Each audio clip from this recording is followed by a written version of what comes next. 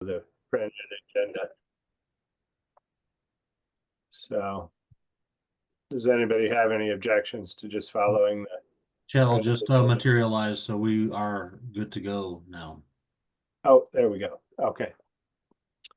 So we'll go through and take a roll call. Committee Chair Tom Handy. Here. Council Chair Todd Byrather. Here. Council Vice Chair Jay Arnold. Here. Thank you. MVPE Committee Chair Damon Doyle. Not seeing them in the room today. BFRW Committee Chair Roger Haringa let us know he wouldn't be available today. Absent. Council Member Chell Anderson. Here. Thank you. Council Member Matthew Hebner. Not seeing them in the room today. And Council Ex Officio Member Representative Alex Rammel. And I'm not seeing them in the room today. So with that, we have 4 seats represented and we have a quorum. All right, very good. Is there anybody from the public that would like to introduce themselves? So raise your hand.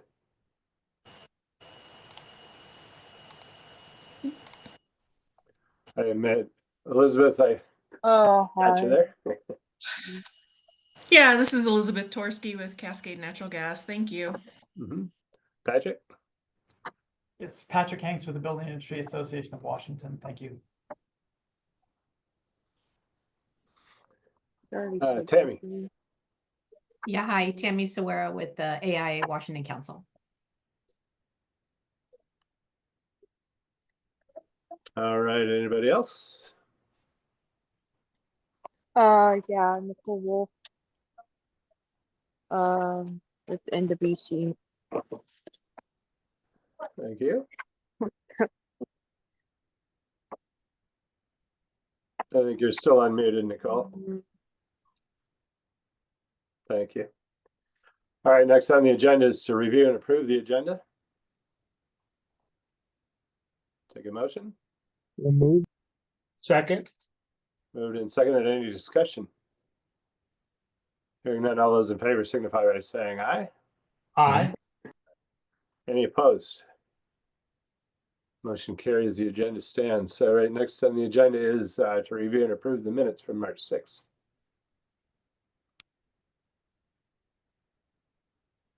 This is Todd. I'll move to approve. Thanks, Todd. Was that a second, Jay? I didn't hear you, but read your lips. Yes, it was. Thank you. Okay, perfect. Moved and seconded. Any discussion? Hearing none, all those in favor signify by saying aye. Aye. Aye. Any opposed? All right, minutes are passed for the last meeting. Very good, thanks. All right, next on the agenda then is the bill status update. You gonna take that away there, Dustin? Yes. So this is the week 9 of the legislative session for 2025. Just as we expected, there's been no new bills added to our list. The House of Origin cutoff occurred yesterday at 5 p.m., but Todd said that he saw some folks out there burning that midnight oil, trying to get things through. But I have a list of bills that did not make the cutoff and so have been added to our dead list, and it's not reflected in the sheet that I have here for you today. But I have House Bill 1015 for the energy labeling. It's this one here. I also have House Bill 1254, the Wildland Urban Interface Code. I have House Bill 1345, the Detached ADU Limits Bill. I have House Bill 1582 down here for child care centers and buildings. And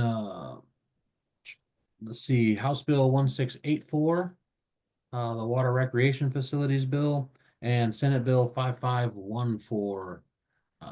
There it is, the Clean Building Standard bill. So without movement on those bills, they've been added to our dead list, and they are not necessarily high concern for us at the moment. Jay. Yeah, on the WUI bill 12 whatever that was, 1254. Wasn't there some fixes that we needed in there to prevent a gap in enforceable WUI code? And do we have, if I'm remembering, am I remembering that right? I would say that the fixes that we really wanted to see outside of some of the new language there was the removal of the technical code language section of the legislation in 1927.560.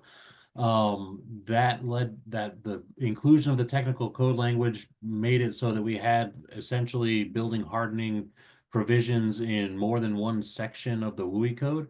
So there was the model WUI code sections that have class 1, 2, and 3 ignition resistant construction. And then the language included by the legislation was very similar to the class 3 ignition resistance construction, which is the most restrictive classification. And so because it was included, we being the SBCC decided that they needed the sections duplicated kind of there to cover the basis for having a legislative language. The kind of confusing result that occurred after the inclusion of that language was that there was essentially two paths of compliance with the WUI code. And you could go through and comply with the legislative language, or you could go through and comply with the model code sections. And if you were complying with the model code, that's where the defensible space aspect kind of cropped up and became a issue for enforcement. So we were excited that the language was proposed to be removed, but with this bill dying, we're sitting with the status quo of that language there. So as far as enforceability, we're still kind of in a rock and a hard place for that, but we are still waiting on the maps as well. So there's some time for potential legislation to come back out that will hopefully remove that language, but we can still maybe potentially do some work there and make it work a little bit better for code users. Thank you. You're welcome. Micah. Thanks, Dustin, for that update. It's unfortunate that bill died, but I do think if it comes back in the short session, we would be okay. For those of you that aren't part of the process for mapping, they're anticipating that could possibly be done summer next year. So if there is no legislation that comes back into play during the short session, then RCW 1927-560 will go into effect without exception. So based on the mapping, I think that if it comes back in short session, that yes, Jay, I do believe we still need to get that date certain for the SBCC to have time to develop a Washington specific wildland urban interface code. And that would go into effect with the 2027 codes in late 2029. So hopefully that will come back in short session with those modifications. I thought it was going to pass. I think a lot of folks put a significant amount of work in that. And there was a lot of language that most everybody agreed with, including, I believe, Association of Washington Cities and Counties both, based on a lot of coordination there. So I was kind of surprised that they didn't move forward as well. But I think short session, you'll probably capture that, and that will give us enough time, or at least a date certain, even when the mapping is complete, to where we can get that Washington specific wildland urban interface code developed and appropriately coordinated with the maps. Thanks. So you heard that the timeline got accelerated then from DNR for those maps? Last I heard that they were kind of in limbo somewhere, funding wise and whatnot. The mapping development is still going forward. I think it has been delayed because of funding, but that work group has begun, and they've had a couple of meetings, at least one meeting, maybe two already. And the anticipated timeline is the mapping should be completed sometime mid, second quarter next year, third quarter, somewhere around there. Okay, good. Righty. Moving on to more updates. The one bill still alive that we are kind of keeping an eye on is this Senate Bill 5552 for kit homes.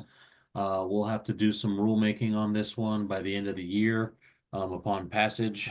And so we're just keeping an eye on that one. And that is it for the update on the bills as they sit right now. And then the next part I want to present, unless anybody has some comments, is the hearings and executive sessions schedule for this next week. Jay? Yeah, there was a bill that we had discussed previously, Senate Bill 5729, that involved permit streamlining and automatic approval of permits after a period of time, that we spent a lot of discussion on at a previous committee meeting. And it didn't show up on your list, but I'm wondering if folks had looked at the Stryker amendment that was passed and whether that addressed the concerns that everybody talked about last time. I thought that I had saw that this one may have died, but I didn't check in on this one, no. Okay. And Micah, with you on the line, one of the things that I had flagged was I thought it met the needs, but it's also said cities or counties may not approve building permits that don't comply with development development regulations in effect, including those required by state or federal law. And I wasn't clear if that was an expansion of city and county obligations.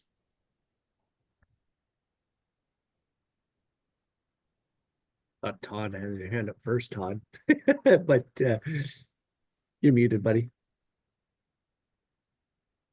I was playing the skip behind the go to the back of the line game. So go ahead, Micah, because I know you wanted to speak on the other one. How dare you? No, actually, this was the one I was raising my hand about too.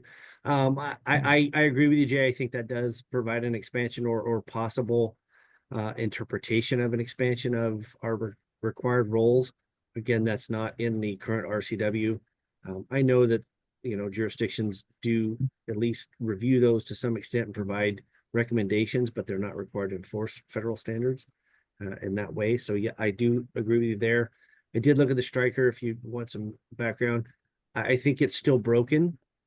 I think some of the added language is kind of contradictory to the original section.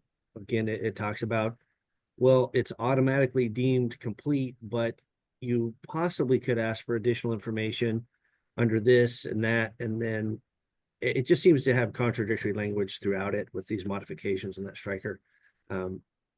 We could go into it, but I don't know how much time folks want to spend on it.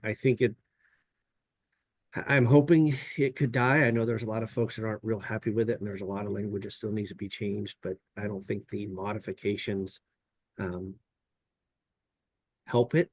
And then I think one of the other areas that wasn't covered adequately is some of the land use review. I know that's not necessarily under the SBCC's purview, but it is specific to some project permits and removes authority of land use departments to review certain things, including where they're building 2 or more duplexes on the same lot. So, I mean, that's a huge thing. So, one of the notes I made under section 4.4 is that it excludes several project types from land use planning and some environmental reviews that could allow for unlimited expansion of existing buildings outside critical areas and buffers without land use review. So I think there's a lot of concern with the whole bill. I just don't think it meshes well. And we can go into that Stryker a lot more if you really want to, but it's broken. Maybe I spotted that too. Maybe it's something you and I can talk with offline. My observation was I'm not sure it's an in contrary to the previous discussion, I don't think the same concerns exist that make it an SBCC issue per se, but there's certainly flaws that I think cities, counties, and building officials should be looking at, and we'll work offline on that. Thank you. Be happy to help. I think one of the recommendations I made to the WABO folks as well is under that the section that deeming applications complete. I think it would be appropriate for some give in there where if the stamped document would be deemed complete for that application, I think that would be acceptable. But again, that's just adding language to that, but it doesn't fix the entire bill. So definitely happy to talk offline with you, Jay. Hey, Micah, do you know if the counties are taking a stance on this yet? I'm not on the LSC for Wasac, but my seatmate is, and I haven't asked him about I it. don't have that answer if they're what their stance is on this one. I could reach Okay. out to WABO's lobbyists and see if they have an answer, but I don't, All right, as far as my personal knowledge, I don't have. I'll it, find sorry. out. If you guys are gonna work on this, I'd be happy to join your effort. Okay. Yeah, and Tom, from AWC's perspective, they're looking at this more as a vesting bill where like it's because of determining things complete, but are looking at whether tweaks are necessary in language. But it's not as much of a concern as it was originally to AWC, the Association of Washington Cities. It might be with counties though, just because of this duplex thing. I mean, we've got a lot of areas in the unincorporated areas of the counties where we don't allow that kind of thing to happen. You know, on farmland and ag zones and things like that. And if we have to kind of unilaterally allow duplexes to pop up wherever they want to put them, that could be an issue. Good point. Awesome. So coming up here in the interim between this meeting and our next meeting, so far we have some scheduled hearings and a couple executive sessions happening. So I'll go over the hearings first. Coming up tomorrow at 10:30 on the Senate Housing Committee. We have House Bill 1353, which is establishing a self-certification program for accessory dwelling unit permit applications. And then we also have House Bill 1757, which modifies the regulations for existing buildings used for residential purposes. We did not testify on these while they were in their house of origin, and I wasn't anticipating that we were going to be making any testimony on them in the Senate hearings. The next one, we have the Local Government House Committee on the 14th tomorrow, also at 10:30. We have Senate Bill 5184 talking about the minimum parking requirements. One of the comments at our last meeting was, what about funding for this one for SBCC? And we don't have a fiscal note on this one that has a bunch of money associated with it, but we haven't testified on this one either. I'll pause there. Todd, you have your hand up? Oh, you can finish. I want to Okay. talk a couple of bills at the end there then. Okay, sounds good. The next one, we have the State Government, Tribal Affairs and Elections Committee of the Senate. It is going to be on, get that there, the 14th at 10:30 as well. This one is going to be House Bill 1562 for an executive, it's an executive session. I've got that one out of order here. On the next one, I got Housing House Committee. And on the 17th at 1:30 p.m., we have Senate Bill 5156 going for a hearing. This is the elevator standards bill, and this one, I believe, has been changed so that it is really just the Department of Labor and Industries that has the impact there. Coming up on the 18th at 1:30 at the Early Learning and Human Services Committee in the House, we have Senate Bill 5655 for a hearing concerning child care centers operating in existing buildings. And then we also have that one coming back to that same committee on the 21st at 8 a.m. for an executive session.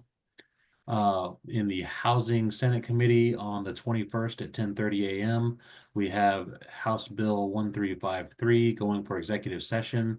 This is the establishing a self-certification program for accessory dwelling units, project permit applications.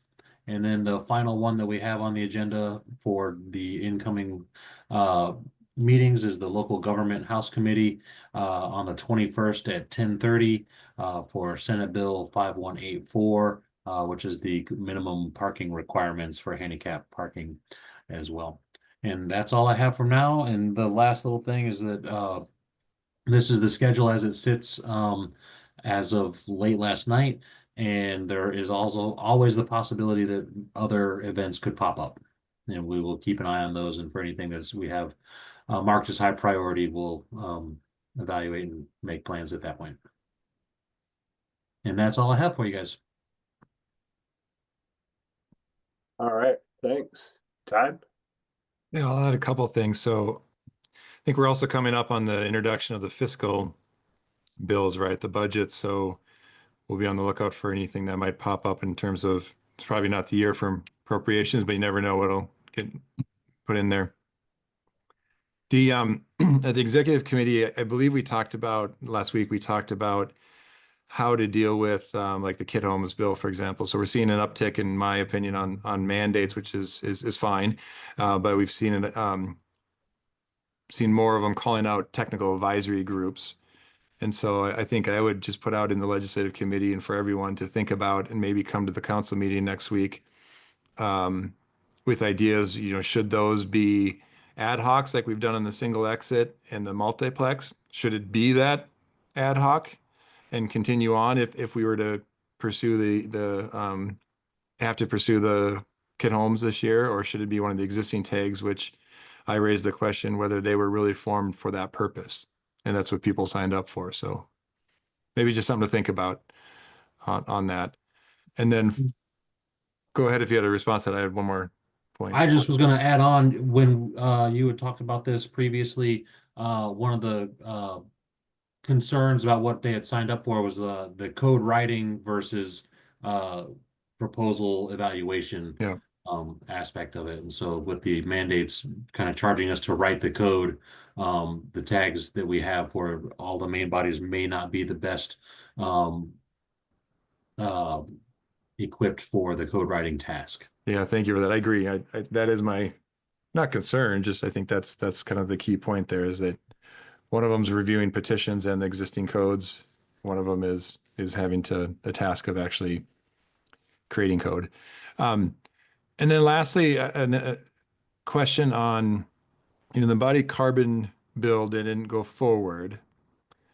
And a mandate wasn't established, but it doesn't mean we didn't learn something from what the legislature is thinking. I wonder if there's a way we can at least ask the bill sponsor or someone to kind of give feedback on the process. Not that that's what we base, we're still tasked with we have to go through with the amendment that's in front of us and take some action. So any additional information would just at least inform that process, even if it's not a mandate.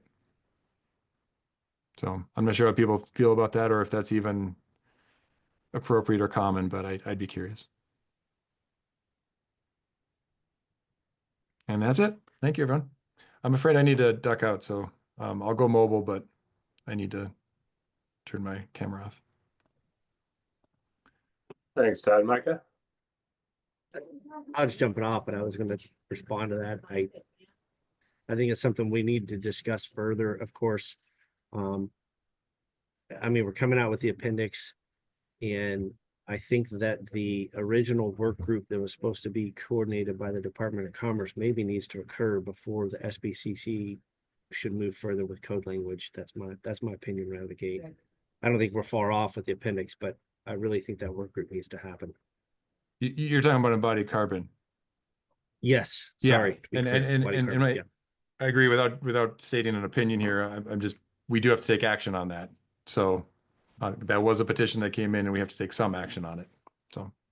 Yeah, okay. I think the appendix is good to go. I just think moving it beyond the appendix and forcing it as the legislation was, I think is premature until that work group's done. Thanks. Okay, thanks.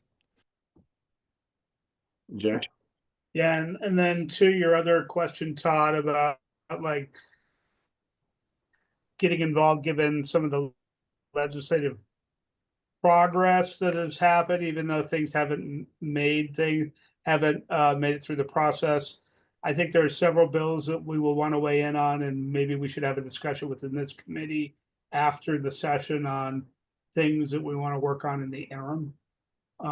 We're doing a pretty good job, a better job this year of training legislators on our process and trying to have things fit into that, our regular update cycle. And I think the more closely we can work with legislators as bills are introduced next session, we can help shape them from the beginning for a few key issues during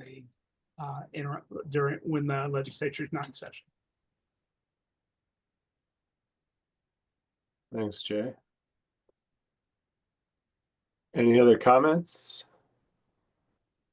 Bills in the legislation process or those that have been removed?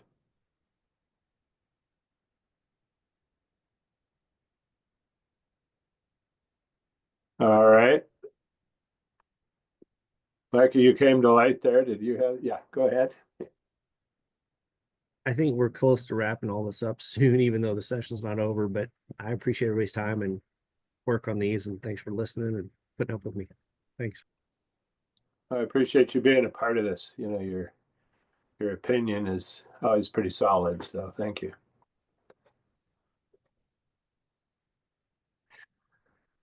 All right. Anything else? Any other business? Yeah. All right. Well, item 6 is adjourned. Anybody want to give the nod? You good on that? All right. Thanks, everybody. Thanks, everybody. Thank you.